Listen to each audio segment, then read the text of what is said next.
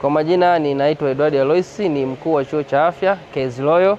Nipende kuwakaribisha wote katika mahafali hii ya 11 ambapo tunaenda kuwaaga vijana wetu ambao wanahitimu mafunzo yao ya stashahada katika fani ya famasia pamoja na fani ya uafisa tabibu. Kwa hiyo nipende kuwakaribisha ndugu, jamaa, wazazi, walezi na wanajamii wote ambao wanatuzunguka kwa ajili ya kuja kufurahi na vijana wetu ambao leo tunawaaga katika mahafali hii ya 11. Kwa hiyo ninawakaribisha sana, lakini pia pamoja na kuwakaribisha, lakini pia niwape taarifa ya kwamba dirisha la udahili kwa wanafunzi linaendelea.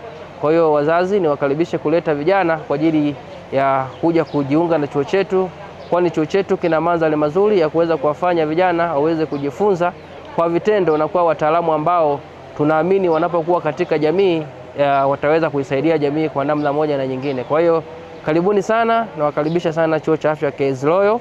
KS Loyo, the excellence of education. Hapo